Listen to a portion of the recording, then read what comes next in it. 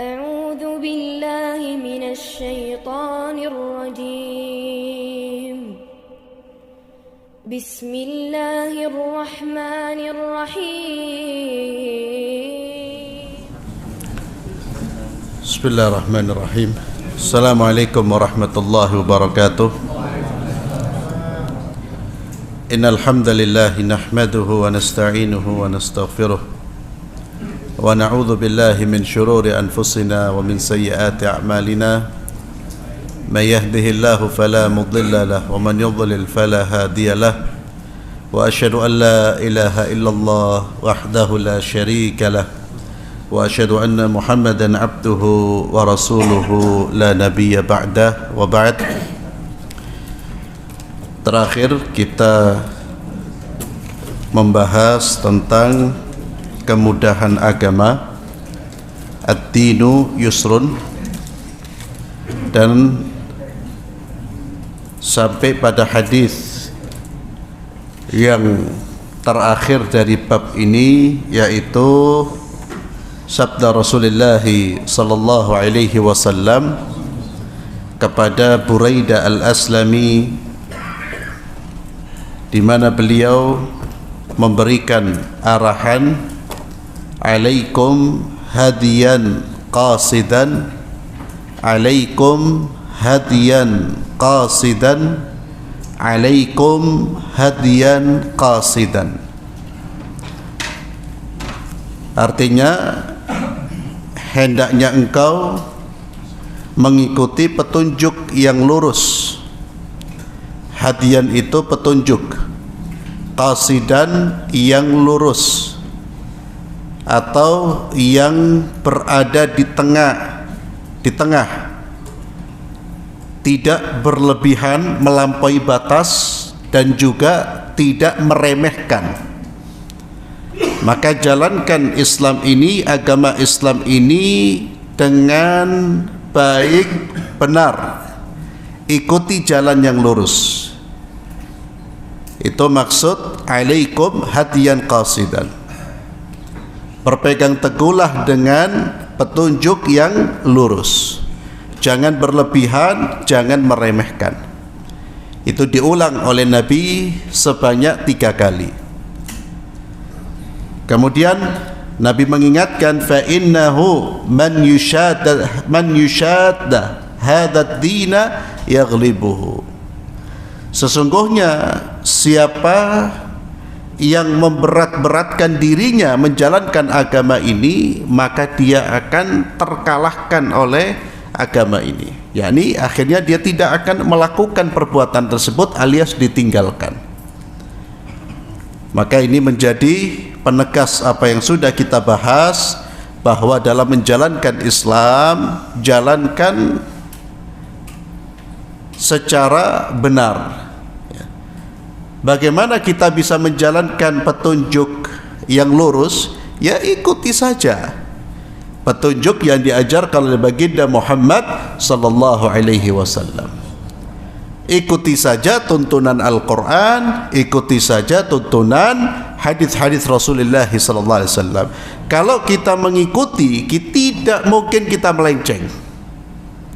Tidak mungkin kita melenceng. Maka apa yang sudah diajarkan oleh Allah melalui lisan Nabi kita Muhammad sallallahu alaihi wasallam tidak perlu ditambah, tidak perlu dibuat yakni tambahan-tambahan, dan tidak perlu, jangan dikurangi. Sebagaimana firman Allah Subhanahu wa taala, a'udzubillahi minasyaitonir rajim, al-yauma akmaltu lakum dinakum wa atmamtu 'alaikum ni'mati wa raditu lakumul Islam madina. Pada hari ini, kata Allah, akmaltu lakum dinakum, sudah aku sempurnakan untuk kalian agama kalian. Agama ini sudah sempurna, tidak butuh kreativitas manusia, tidak membutuhkan tambahan-tambahan dari manusia, karena sudah sempurna. yang membutuhkan kreativitas, yang membutuhkan tambahan itu sesuatu yang belum sempurna.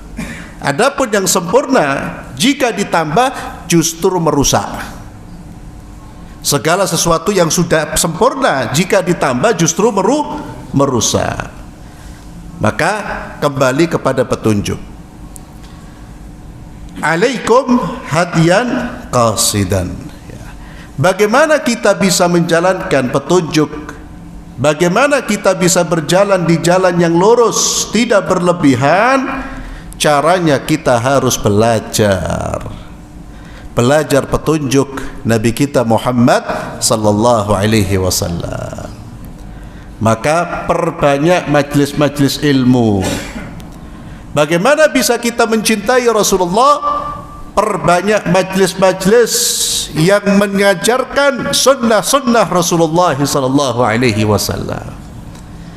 Majlis-majlis itu jangan diisi dengan guyonan softo, candaan. Kalau pulang gak ada rasa cinta kepada Nabi.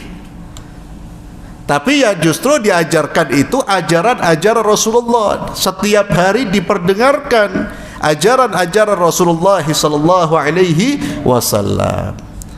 Sehingga kita tahu, demikian pula disampaikan tentang sejarah Nabi kita Muhammad sallallahu alaihi wasallam. Itu yang kemudian akan mengarahkan seseorang bisa menjalankan agama ini dengan benar. Semua harus dengan petunjuk.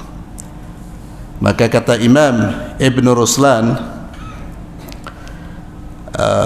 dalam Matan Zubat, Matan Zubat ini rujukan ulama atau rujukan kaum muslimin yang bermadhab dengan madhab Syafi'i. Itu kalau di Yaman dihafal dan ribuan syair. Di antaranya dikatakan wa kullu man bighairi ilmin ya'malu a'maluhu mardudatun la tuqbalu. Setiap yang berbuat tanpa ilmu, wa kullu man bighairi ilmin ya'malu, orang yang melakukan tindakan tanpa ilmu, a'maluhu mardudatun la tuqbalu, maka amalnya tertolak, tidak akan diterima oleh Allah. Ini pentingnya kita belajar. Maka kejar, cari majlis-majlis ilmu, majlis di mana kita mendengarkan ayat-ayat Allah, majlis di mana kita mendengarkan sunnah-sunnah Rasulullah sallallahu alaihi wasallam. Itulah majlis yang memang bisa mengarahkan kita menjadi hamba-hamba Allah yang menjalankan agama ini dengan benar. Kemudian bab selanjutnya ad-dinun nasihah, bab mengenai tentang nasihat, yakni agama ini adalah nasihat. Nasihat dari kata-kata nasaha, yang secara bahasa kata kerja nasaha ini memiliki makna khalasah. Artinya khalasah yaitu yang murni serta bersih dari kotoran-kotoran. Yang jual madu biasanya tahu ada tulisan al-aslu khalis kalau tidak salah. Itu artinya madu murni. Madu murni, khalas, khalis. Makna nasahah itu khalasah, murni, bersih dari kotoran.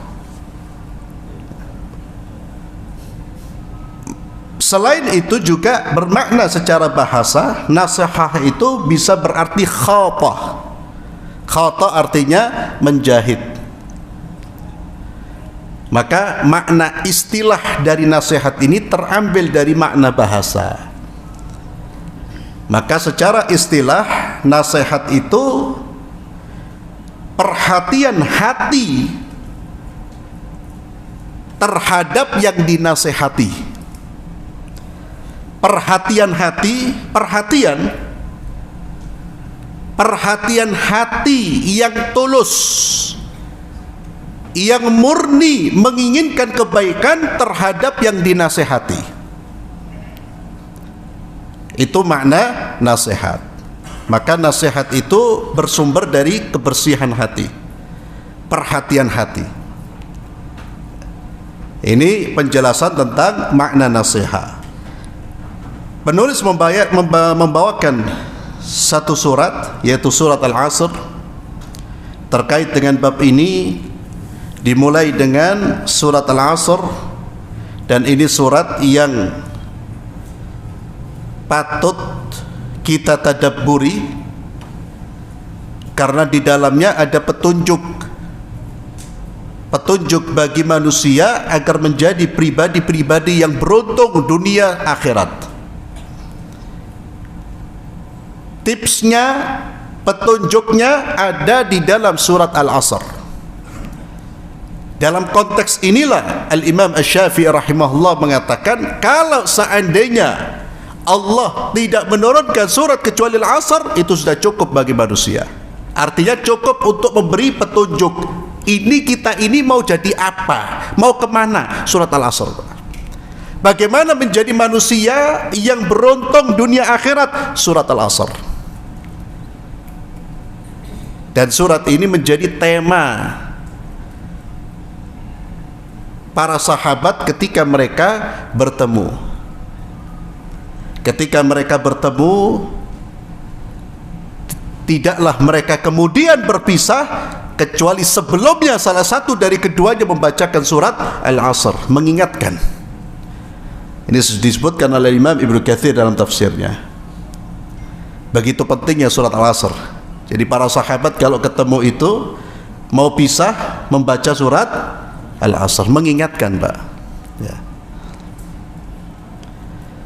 Di dalam surat ini Allah Azza wa Jalla berfirman dengan waktu. A'udzu billahi minasyaitonir rajim. Bismillahirrahmanirrahim. Wal 'asr. Dan demi masa. Ada yang menafsirkan, memaknai wal 'asr demi waktu asar. Ada yang menafsirkan demi waktu, semua waktu.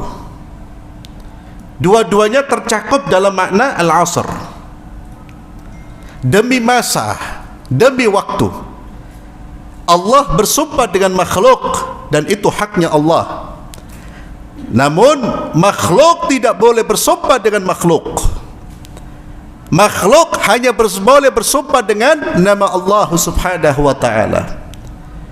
Nabi Muhammad sallallahu alaihi wasallam bersabda, "Man kana halifan falyahlif billahi aw liyasmut." Siapa yang mau bersumpah, maka hendaklah dia bersumpah dengan nama Allah atau diam.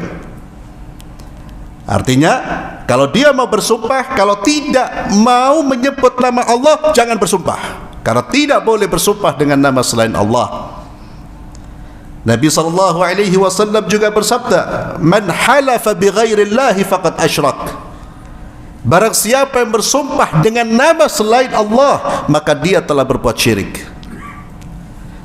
Maka tidak boleh bersumpah dengan nama selain Allah siapapun dia, termasuk bersumpah dengan nama Sayyidina Muhammad sallallahu alaihi wasallam. Sering kita dengar sampai hari ini, ya bukan hari ini, beberapa hari ini, Pak. Artinya ungkapan ini masih tersebar di kalangan kita. Demi Allah, demi Muhammad, la khata. Ingatkan, kalau kita mendengar ada orang menyebut demi Muhammad, la, demi Allah cukup. Sumpah itu hanya nama yang patut disebutkan dalam sumpah kita hanya Allah Subhanahu wa taala. Namun Allah terserah bersumpah dengan siapapun. Dan Allah Subhanahu wa taala di antara objek sumpahnya Allah itu adalah waktu. Entah itu menyebutkan waktu secara umum atau bagian-bagian dari waktu. Pagi, demi waktu duha, demi waktu malam. Allah sebut bagian-bagian dari waktu ini menunjukkan apa? Pentingnya waktu di dalam kehidupan kita. Kaedahnya, apa yang dijadikan sebagai objek sumpahnya Allah, maka apa yang dijadikan objek sumpahnya Allah itu sesuatu yang sangat urgen dalam kehidupan kita. Allah ingin mengingatkan, hei manusia, perhatikan waktu. Aku bersumpah dengan waktu, perhatikan waktu. Karena Allah tidak mungkin bersumpah dengan sesuatu yang tidak urgen. Allah tidak mungkin bersumpah dengan sesuatu yang tidak penting dalam kehidupan manusia. Di ayat ini Allah bersumpah dengan waktu, wal asri, demi masa. Artinya, hei manusia, perhatikan waktu kalian. Dan waktu ini ikhwani fillah yang juga akan kita pertanggungjawabkan di hadapan Allah Subhanahu wa taala. Salah satu pertanyaan nanti yang pasti diajukan kepada kita, untuk apa usia kita gunakan? Wa an umrihi fima afnah. Tentang usianya, untuk apa dia gunakan? Atau jangan enak-enakan menghabiskan usia. Jangan tidak peduli terhadap usia yang Allah berikan kepada kita. Kenapa? Karena akan ditanya oleh Allah. Kalau sudah menghadap Allah, ya kejujuran yang akan terlihat. Maka bagi kita yang sampai detik ini masih banyak menyia-nyiakan waktu, Pak, harus dikurangi itu. Diganti waktu-waktu kita, diisi dengan hal-hal yang baik, hal-hal yang bisa mendekatkan kita kepada Allah Subhanahu wa taala sebelum Allah mencabut nyawa kita, atau sebelum Allah mencabut kesempatan. Nyawa ada tapi kesempatan sudah tidak ada, terletak di atas tempat tidur.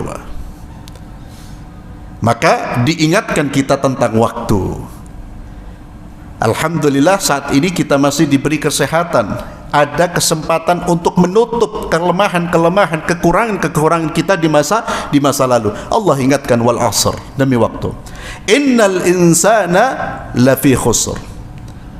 Seluruh manusia berada dalam kerugian. Semua manusia. Innal insan, semua manusia tidak terkecuali.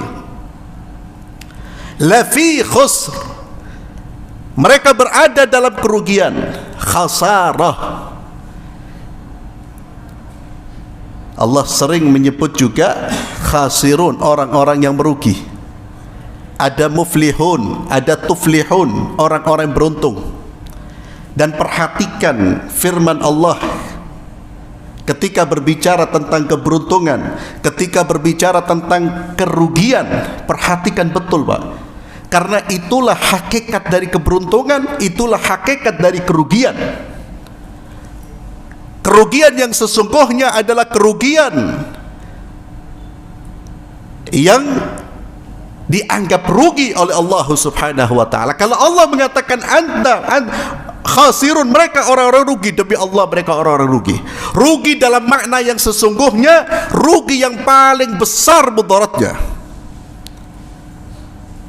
Kalau kita dituduh rugi untuk sama manusia, itu masih bisa jadi rugi, bisa jadi tidak, Pak. Tapi kalau Allah yang mengatakan, demikian pula keberuntungan, la'allakum tuflihun. Oh, ingat, apa itu keberuntungan yang Allah berikan kepada kita? Kita ingin dijadikan seperti apa? Kita mau seperti apa? Kita harus seperti apa sehingga kita menjadi orang beruntung? Karena keberuntungan itulah sesungguhnya hakikat dari keberuntungan yang sesungguhnya. Semua manusia dalam kerugian, illa, dikecualikan. Siapa mereka yang keluar dari kerugian? Illa alladzina amanu, kecuali orang-orang yang beriman. InsyaAllah kita termasuk orang-orang yang beriman, ya. Dan alhamdulillah kita lahir di keluarga yang beriman, Pak. Itu syukuri nikmat tersebut. A'zamun ni'am, nikmat terbesar. Hari ini jutaan orang masih mencari keimanan, belum menemukan keimanan. Mereka hidup dalam kekufuran. Kita lahir sudah terdengar kalimat Allahu Akbar, asyhadu an la ilaha illallah, asyhadu anna Muhammadar Rasulullah. Wallahi hadhihi ni'mah azimah, nikmat terbesar ketika kita dilahirkan sebagai seorang muslim. Lebih nikmat lagi ketika kita betul-betul punya usaha, keinginan untuk menjalankan Islam dengan benar. Atau jangan anggap itu bukan nikmat ya akhi. Sekali lagi itu nikmat yang lebih besar daripada nikmat dunia dan seisinya. Tidak ada kenikmatan yang nilainya lebih besar daripada kenikmatan hidayah. Diberi hidayah iman, diberi hidayah untuk mau menjalankan nilai-nilai keimanan. Allahu Akbar, itu nikmat azimah. Jadi ketika kita memperoleh nikmat iman ini, Pak, jangan sampai kemudian masih terlontar dari lisan kita, saya tidak punya apa-apa, saya orang mengeluh. Hadha, mau dicabut iman inti diganti dengan dunia, mau ya? Na'udzubillah, dicabut iman Pak, nangis, sengsara itu sampai sudah tidak ada titik akhirnya. Sengsaranya itu tidak ada titik akhir ketika iman terjabut. Illal ladzina amanu wa amilus salihat, kecuali orang-orang beriman dan imannya itu dia buktikan dengan amal saleh. Bukan hanya sekedar ucapan, pengakuan, slogan-slogan kosong. Kata Imam Hasan al-Basri, laisal iman bitamanni wala bitahalli walakin ma waqara fil qalbi wa saddaqahu al-amal. Iman itu bukan hanya sekedar angan-angan. Iman itu bukan hanya sekedar hiasan fisik, walakin ma waqara fil qalb. Keyakinan yang tertanam kuat di dalam jiwa, terdalam hati, wa saddaqahu al-amal, dan dibuktikan dengan amal saleh. Illa alladzina amanu wa amilus salihat. Amal saleh ini menjalankan perintah, menjauhi larangan. Ternyata belum cukup sampai sini, Pak. Ada amal saleh yang harus kita amalkan. Apa itu? Tawasau bil haq wa tawasau bis sabar. Orang tidak boleh hanya menjadi soleh untuk dirinya sendiri, menjadi soleh untuk pribadinya, tidak peduli dengan orang lain dalam pengertian penyimpangan orang lain, kesesatan saudaranya, penyimpangan saudaranya, tidak dia pedulikan. Ini orang tidak keluar dari kerugian, Pak, dia masih termasuk orang yang merugi, Pak. Sekalipun seharian dia duduk di masjid wirid, kalau dia tahu di kanan kirinya ada kemungkaran, di keluarganya ada kemungkaran, dia biarkan, tidak ada nasihat, Allah belum mengeluarkan dia dari orang-orang yang merugi. Sampai punya amal yang lainnya, itu apa? Tawasau bil haq, saling nasihat menasihati, wasiat memberi, wasiat mewasiati untuk berbuat kebenaran. Wa tawasau bis sabr, dan saling nasihat menasihati dalam kesabaran. Tawasau itu saling, Ustaz. Kata-kata saling itu artinya apa? Ya, kita memberi juga menerima. Maka seorang mukmin yang beruntung itu bukan hanya pandai memberi nasihat, tapi juga pandai menerima nasihat. Bukan orang yang hanya membuka lisannya dan menutup telinganya, tapi dia membuka lisan dan membuka telinganya. Dia siap untuk mendengarkan nasihat. Itu mukmin. Tawasau bil haq, dan ingat nasihatnya adalah bil haq. Kemudian secara khusus Allah menyebut kebenaran, al haq itu Allah menyebut secara khusus apa? As-sabr, kesabaran.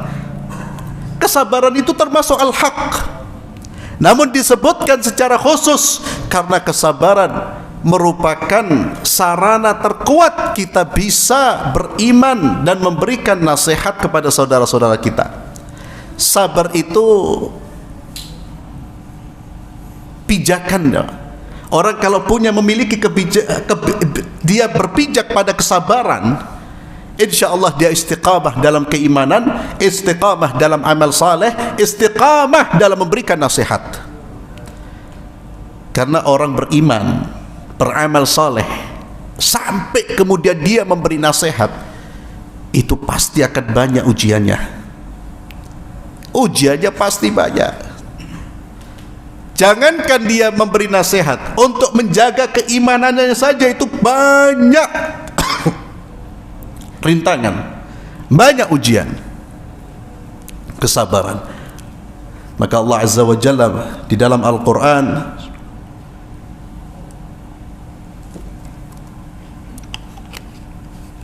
memerintahkan kita untuk menjadikan kesabaran sebagai kendaraan kita. Wasta'inu bis sabri was salah. Carilah pertolongan dengan kesabaran dan sholat, Pak. Ini dua kunci agar iman tetap bertahan dan agar kita bisa terus istiqamah di jalan Allah.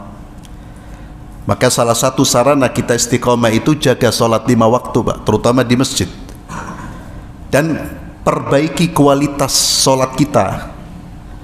Perbaiki kualitas sholat kita. Jangan hanya sekedar datang kemudian sholat tapi ternyata pikirannya, hatinya hampa, eman, ya. Bukan tidak berpahala, insya Allah berpahala, Pak, sekecil apapun perbuatan baik kita, tapi kurang sempurna. Kalau kurang sempurna itu kurang berpengaruh. Semakin rendah tingkat kesempurnaannya, semakin rendah pula tingkat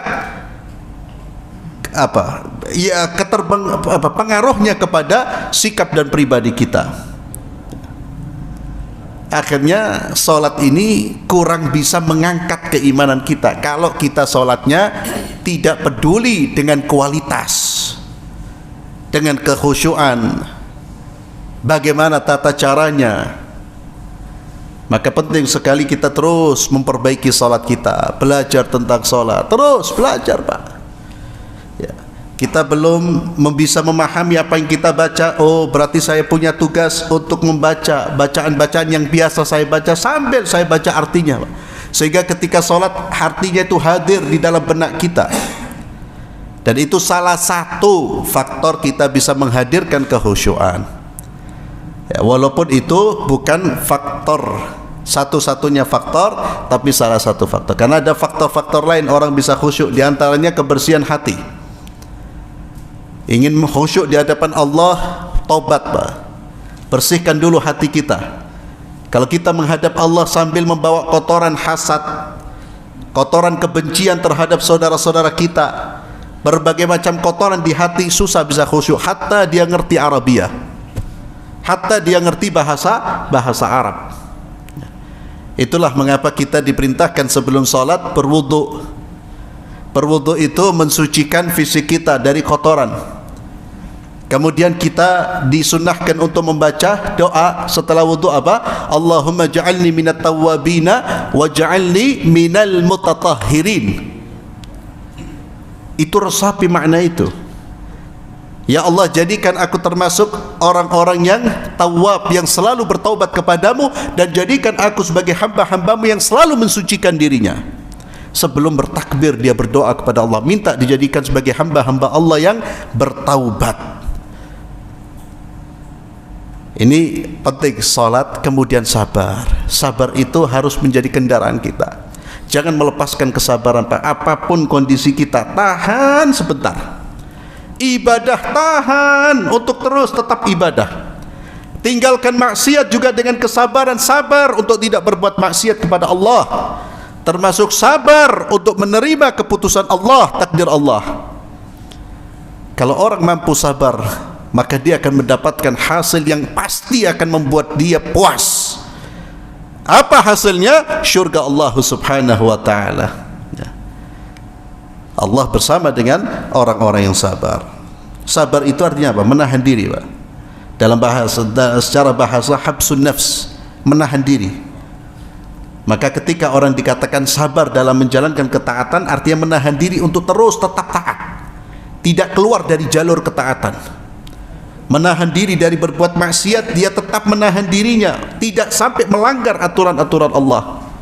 Menahan diri ketika menerima keputusan Allah yang tidak menyenangkan jiwa, dia tahan dirinya untuk tidak mengeluh, tidak protes, tapi dia ganti dengan ridha. Dan itu butuh ma'rifatullah, butuh kita mengenal Allah Subhanahu wa ta'ala. Itu kajiannya kajian ma'rifatullah, siapa Tuhan kita. Kalau orang tidak kenal, Pak, maka isinya su'udzan, dia akan berburuk sangka kepada Allah, meremehkan Allah, meremehkan pandangan Allah. Itulah pentingnya kita belajar akidah, belajar tauhid. Tapi yang dipelajari jangan yang rumit-rumit, Pak. Kenalkan manusia tentang Allah. Asmaul Husna itu penting untuk kita pelajari agar kita mengenal Allah. Kemudian dari Jarir bin Abdullah radhiyallahu anhu, beliau berkata, bay'atu Rasulullah sallallahu alaihi wasallam ala iqamis salah wa ita'iz zakah wa nushi likulli muslim. Jarir bin Abdullah radhiyallahu anhu, beliau berkata, aku membaiat Rasulullah sallallahu alaihi wasallam. Baiat itu janji setia. Aku membaiat Rasulullah sallallahu alaihi wasallam untuk menegakkan salat, menunaikan zakat, dan memberi nasihat kepada setiap orang Islam. Itu termasuk butir baiat Rasulullah kepada sahabat-sahabat Rasulullah sallallahu alaihi wasallam. Dan kita lihat nasihat dimasukkan dalam butir-butir baiat bersama dengan salat dan zakat. Ini menunjukkan bahwa nasihat itu kewajiban setiap orang Islam saling memberi nasihat. Terlebih kita membaca surat Al-Asr, tidak akan keluar dari kerugian kecuali mereka-mereka yang punya semangat untuk memberi nasihat dan menerima nasihat. Wa nushi likulli muslim. Ini hadis dari Jarir bin Abdullah. Jarir bin Abdullah radhiyallahu tabaraka wa taala anhu ini sahabat yang beliau pernah menyampaikan kepada kita bagaimana sikap ramahnya Rasulullah SAW kepada beliau semenjak beliau masuk Islam. Kata Jarir bin Abdullah, Nabi SAW, Muhammad SAW tidak senyum ketika ketemu saya. Setiap ketemu Jarir, beliau selalu tabassam, selalu tersenyum. Dan ternyata ini bukan hanya kepada Jarir, kepada seluruh sahabat-sahabat beliau sallallahu alaihi wasallam. Subhanallah, ini tawadhu'nya Sayyidina Muhammad sallallahu alaihi wasallam. Ya, Sayyidul Mursalin. Ingat, Nabi itu Sayyidul Mursalin, pemimpinnya para rasul. Makhluk yang paling mulia itu siapa? Rasul. Pimpinannya siapa? Nabi kita Muhammad sallallahu alaihi wasallam. Ketemu siapapun tersenyum, dan beliau yang memulai tersenyum, Pak. Itu kalau hati tidak tawadhu, tidak bisa, Ustaz. Ya, tidak bisa. Kenapa kita sekarang mudah tersenyum? Ya karena kita bukan apa-apa. Bahkan terkadang kita masih butuh orang sehingga guyang-guyu terus. Tapi kalau sudah tarjir titi, kedudukan naik sedikit, pangkat naik sedikit, ya, antum sudah dapat gelar RC, MA, wow, itu senyum itu agak berat, itu apet, ya. Pengennya dilemparkan senyuman kepada dia, pengennya dihormati, dicium, tunduk-tunduk. Jalan, wah, dikawal. Wallahi makana bukan seperti itu Sayyidina Muhammad SAW. Jarir ketika masuk, setelah mulai dia bertemu dengan Nabi, saya tidak pernah Nabi melepaskan senyumannya dari wajahku. Hakadha kana sallallahu alaihi wasallam, tawadhu, ya, dengan kedudukan yang tidak tersaingi oleh siapapun. Tidak ada manusia bisa menyaingi kedudukan Nabi kita Muhammad sallallahu alaihi wasallam. Ya, pemimpin seluruh manusia, pemimpinnya para rasul. Ini mengenai Jarir Abdullah. Dan Jarir ini yang membaiat Rasulullah untuk dibaiat oleh Rasulullah SAW agar memberikan nasihat kepada saudara-saudaranya. Kemudian dari Tamim Ad-Dari radhiyallahu tabaraka wa ta'ala anna Nabi sallallahu alaihi wasallam qala, bahwa Nabi Muhammad sallallahu alaihi wasallam bersabda, ad-dinun nasiha, ad-dinun nasiha, ad-dinun nasiha. Agama ini adalah nasihat. Agama ini adalah nasihat. Agama ini adalah nasihat. Kemudian ditanya, Rasulullah ditanya, qulna liman? Nasihat untuk siapa ya Rasulullah? Nabi menjawab, nasihat lillah, untuk Allah. Apa makna nasihat untuk Allah? Nasihat kepada Allah, yakni beriman kepada Allah, menafikan sekutu bagi Allah, memurnikan ketaatan untuk Allah, menjalankan ketaatan dan menjauhi kemaksiatan, serta memberikan loyalitas kepada orang-orang yang taat kepada Allah dan memberikan disloyalitas kepada orang-orang yang memusuhi Allah Subhanahu wa taala. Itu nasihat kepada Allah. Nasihat di sini kembali kepada makna tadi, kebersihan hati. Kebersihan hati dan perhatian hati kepada yang dinasihati. Ketika disandingkan dengan Allah, nasihat kepada Allah, maka hati ini harus ditundukkan dan menjadi hati yang beriman, mengagungkan, mengikuti dan memuliakan Allah Subhanahu wa taala, termasuk mencintai apa-apa yang dicintai oleh Allah dan membenci apa-apa yang dibenci oleh Allah Subhanahu wa taala. Kemudian nasihat kepada siapa ya Rasulullah? Wali kitabih, nasihat kepada kitabnya Al-Quran. Apa makna nasihat kepada Al-Quran? Yakni beriman kepada Al-Quranul Karim, wal amalu bima fih, menjalankan apa yang terkandung di dalam Al-Quranul Karim, wa ta'dhibuhu wa ikramuh, mengagungkan dan memuliakan. Itu nasihat kepada Al-Quran. Kemudian kepada siapa ya Rasulullah? Wali rasulih, nasihat kepada rasulnya, yakni Muhammad sallallahu alaihi wasallam. Apa makna nasihat kepada Nabi Muhammad sallallahu alaihi wasallam? Mengimaninya, membenarkan berita-berita yang datang dari Rasulullah, menjalankan perintahnya, menjauhi larangannya. Kemudian kepada siapa ya Rasulullah? Wali a'immatil muslimin, nasihat kepada pemimpin-pemimpin kaum muslimin. Maka pemimpin wajib diberi nasihat oleh rakyat. Pemimpin wajib menerima nasihat dari rakyatnya. Wali a'immatil muslimin, rakyat punya tanggung jawab memberikan nasihat. Namun ingat ma'asyiral muslimin, yang diperintahkan adalah menasehati, bukan mencaci maki. Bandingkan, itulah hadis Nabi sallallahu alaihi wasallam. Ya. Kalau mau mencaci maki cukup di mulutnya saja, ya. Di mulutnya itu artinya untuk dirinya sendiri, karena perintahnya Allah kepada kita memberi nasihat. Nasihat itu menyampaikan apa yang harus dikerjakan oleh dia, menyampaikan apa yang salah dikerjakan oleh dia, disampaikan. Nasihat li a'immatil muslimin. Demikian pula kepada siapa ya Rasulullah? Wa amatihim, dan nasihat kepada seluruh manusia.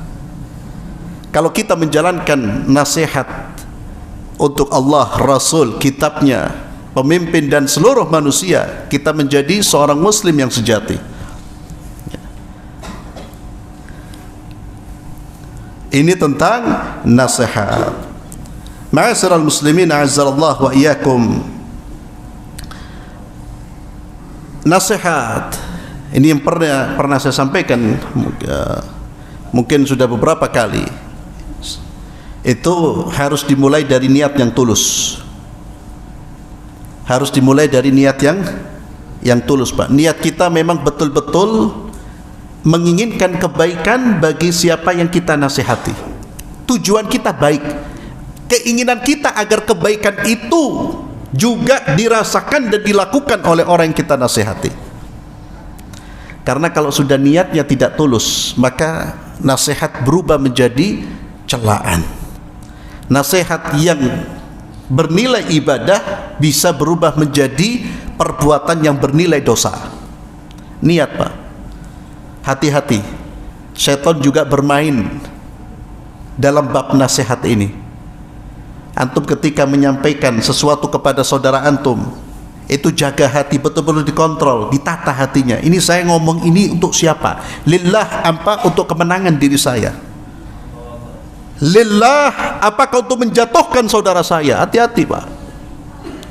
Makanya orang-orang salafus saleh ketika memberi nasihat itu mereka sangat hati-hati, betul-betul dijaga tutur katanya, sampai kondisi atau situasi kapan harus memberi nasihat itu betul-betul diperhatikan, sehingga tidak jatuh pada perbuatan yang salah.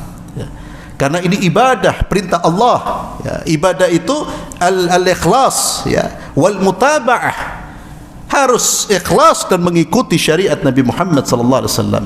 Coba perhatikan nasihat-nasihat Rasulullah sallallahu alaihi wasallam kepada para sahabat-sahabatnya. Tatkala beliau mendengar ada penyimpangan yang dilakukan oleh sebagian sahabatnya, beliau naik di atas mimbar tanpa menyebut nama. Beliau sampaikan tanpa menyebut nama, menyebut fulan, si fulan, si fulan, lah, tidak pernah dilakukan oleh Rasulullah sallallahu alaihi wasallam. Ma balu aqwam, sering kali Nabi menyampaikan itu. Kenapa dengan suatu kaum mereka melakukan ini dan itu? Itu salah satu cara Nabi kita Muhammad sallallahu alaihi wasallam memberikan nasihat.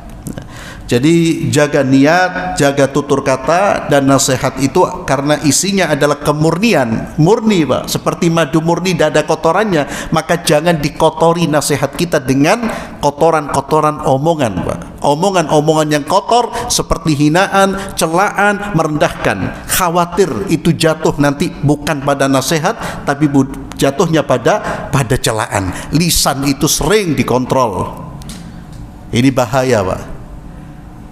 Eman kalau kita niat nasihat ternyata tidak bernilai nasihat. Kemudian ikhwani fillah azzalallahu wa iyyakum, babul muslim wal muhajir. Kita masuk pada bab selanjutnya, bab tentang siapa orang Islam dan siapa orang yang berhijrah itu. Allah Azza wa Jalla berfirman di dalam surat Al-Ahzab ayat 58, A'udzu billahi minasyaitonir rajim, walladzina yu'dzuna al-mu'minina wal mu'minati bighairi maktasabu faqad ihtamalu buhtana wa itsman mubina. Dan orang-orang yang menyakiti orang-orang beriman, baik laki-laki dan perempuan, dengan menuduh mereka melakukan perbuatan yang tidak mereka lakukan, maka orang-orang tersebut telah menanggung kebohongan dan dosa yang sangat besar.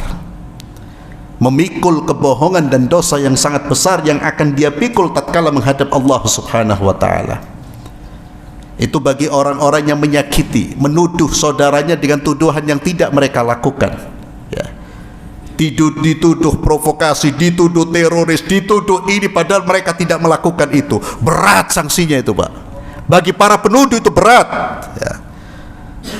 Faqad ihtamalu buhtanan wa itsman. Dia membawa dosa kebohongan plus itsman azimah mubinan, dosa yang sangat jelas. Ini terkait dengan hadis berikutnya tatkala Nabi sallallahu alaihi wasallam menjelaskan tentang al-muslim. Siapa orang Islam itu? Kata Nabi, al-muslim man salima al-muslimuna min lisanihi wa yadihi. Orang muslim sejati itu orang yang orang lain selamat dari gangguan lisan dan tangannya. Itu muslim sejati Pak. Muslim sejati itu di mana kawannya, orang yang dia kenal selamat dari gangguan lisannya. Artinya dia tidak mengganggu orang dengan lisannya, dia tidak mengganggu orang dengan tangannya. Itu muslim kata Rasulullah SAW. Wal muhajir, dan siapa orang yang berhijrah itu? Man hajara ma nahallahu anhu, yakni orang-orang yang meninggalkan larangan-larangan Allah Subhanahu wa taala. Itulah disebut orang yang berhijrah. Wallahu alam bisawab. Dan ikhwani fillah, mungkin ada yang bertanya, Ustaz, kenapa tidak ada tanya jawab? Saya katakan tanya jawab ada, tapi setelah sholat pribadi dengan saya. Jadi yang mau tanya tafadhol. Yang mau tanya tafadhol setelah sholat isya. Karena pertanyaan tidak harus